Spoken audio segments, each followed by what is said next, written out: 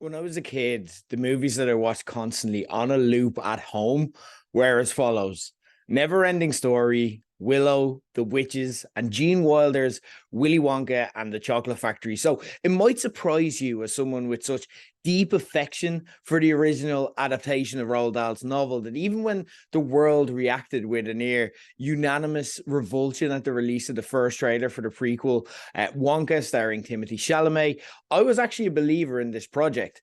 Part of that is they brought in the team behind Paddington 2 with Paul King directing off a script he co-wrote with Simon Farnaby. And I'm glad to report that from the word go, Wonka brings the same kind of witty, innocent, but never overly schmaltzy wholesomeness that made Paddington 2 such a surprise smash hit among audiences and critics alike. It feels almost like Muppets Christmas Carol, which is fitting since it's effectively this year's big family Christmas release, with characters breaking into likable, catchy songs littered with meta humors and aside constantly throughout.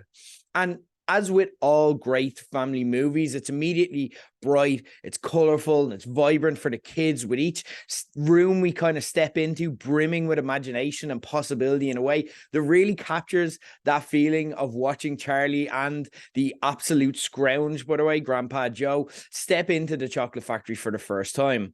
But there's also a lot of blink and you'll miss it gags there for the adults dotted throughout too. Like at one time early into the movie, Wonka explains that he found salt for one of his recipes in the tears of a Russian clown. It's unsurprising for what's effectively half a musical that there's also a really theatrical, rhythmic quality to the dialogue, and even how each character moves throughout the movie that the excellent cast all fully embrace. You can see that everyone here had an absolute ball making this movie. There are some fantastic performances here as a result. Olivia Colman is lapping it up as evil hotel owner Miss Scrubbit. Patterson Joseph is campy and hilarious as lead villain Slugworth, while the movie really comes to life for me when we meet Hugh Grant's Oompa Loompa Lofty. I really wish we got more of him. I thought in the trailers we were going to get a lot of him and he was going to be a constant throughout, but he only really shows up about halfway through, and even then it's more cameos. I would have loved to see more. And again, I would be surprised if we didn't get a sequel from this. I think this is going to do quite well. It's getting good reviews. I think he'll be more a part of that. But I feel like, yeah, I would have liked to see more of him here. Chalamet justifies his lead role as Wonka for what it's worth, and there's no denying that his performance is exactly what the script demanded. However, I guess I should kind of explain why exactly Gene Wilder and that movie captured my pure imagination in the original. And it kind of speaks to what I feel that this film is missing.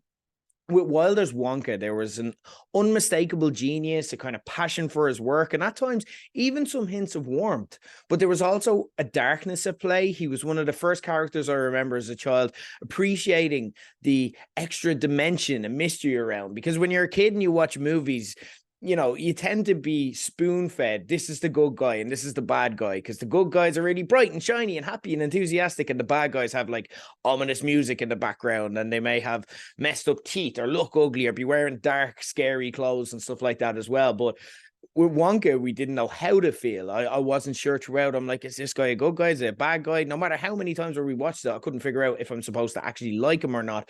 And that really intrigued me.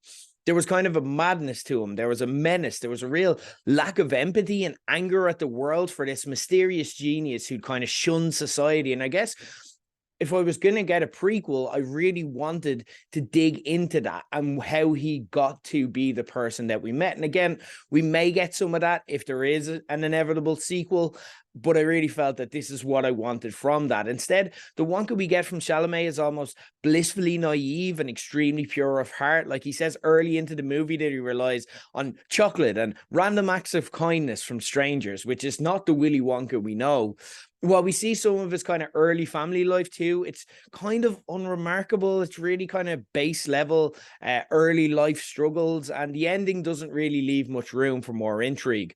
That's not to say the movie wasn't good. They just made a choice here to kind of skip the darkness and make it instead a really fun, wholesome, surface level movie that in a vacuum, like if this wasn't a prequel and you didn't have the expectations like I had of the original and kind of what you came to it with, you just say that this movie works. You'll have fun if this is your kind of thing, if it's appealing to you, and the kids will no doubt love it. So again, if you feel like it's something you or your kids will love, go see it. I recommend it.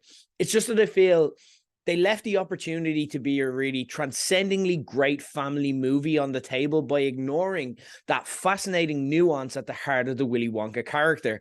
The plot is also kind of contrived, but charming enough to work at the same time, so you don't mind.